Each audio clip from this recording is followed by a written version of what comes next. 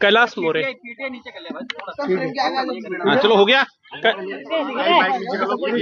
कैलाश मोरे। हाँ हाँ रिमोट पे लेको दे दो ना, दे दिया ना फीड याजवळ मॅडम या.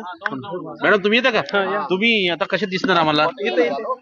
हा हा हा हा हा कैलाश मोरे.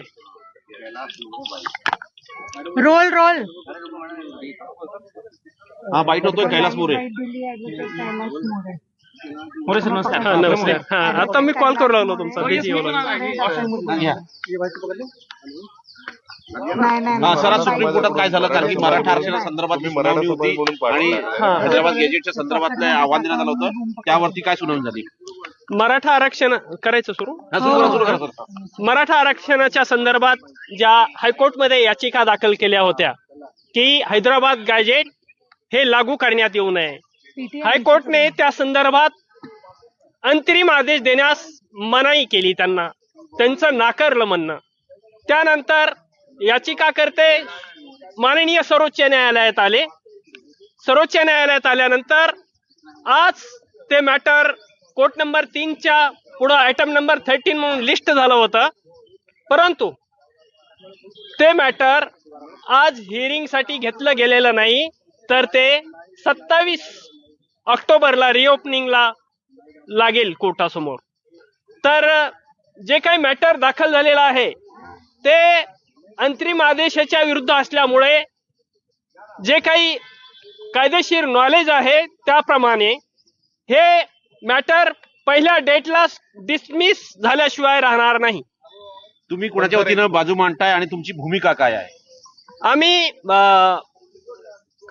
काळकुटे जे आहेत ते माझे पिटिशनर आहेत, कॅव्हेटर आहेत आम्ही, आणि मराठा समाजाच्या बाजूने आम्ही बाजू मांडत आहोत. एक प्रश्न असा आहे की त्यांचं म्हणणं असं आहे की हायकोर्टाने लवकर निकाली काढावं यासाठी याचिका दाखल करण्यात आली होती सर्वोच्च न्यायालयात, तर त्याबद्दल आज सुनावणी होती. तुम्हाला काय अपेक्षा? त्यातही म्हणजे सुप्रीम कोर्टाने ते निर्देशही देऊ नयेत का? काय वाटतं? जे काही पिटिशन माझ्याकडे आलेलं आहे त्या पिटिशन मध्ये फक्त प्रेयर जी तुम्ही म्हणता आहात की दुसऱ्या मॅटर बरोबर ह्यांचं PIL टॅग करावं अशी प्रेयर आहे.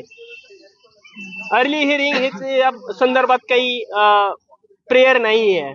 आणि काही असेल अर्ली हिअरिंग घ्या, आम्हाला काही हरकत नाही त्याच्या संदर्भात. कोर्टासमोर हिअरिंग होईल, आम्ही रेडी आहोत फाईट करायला लिगली. त्यांचं म्हणणं असं आहे की मुंबई उच्च न्यायालयाने जी स्थगिती दिलेली आहे, स्थगिती देण्यास जो नकार दिलेला आहे तो चुकीचा आहे असं याचिकाकर्त्यांचं मत आहे. त्यांचं म्हणणं आहे की 13 लोकांनी आत्महत्या केल्यात ओबीसी आरक्षणामुळे, आणि तोही मुद्दा त्यांनी आजच्या या पिटिशन मध्ये टाकल्याचं बघायला मिळत आहे. तर मराठा माणसांनी पण खूप आत्महत्या केल्या आजपर्यंत आरक्षण मिळण्यासाठी, आणि आजही करतायत. लाखो युवक आत्महत्या करतायत. तर आत्महत्या करण्यामुळं किंवा न करण्यामुळं आरक्षण टिकावं का नाही लिगली हा काही मुद्दा असू शकत नाहीये. ठीक आहे सर. थँक्यू. ठीक आहे. थँक्यू.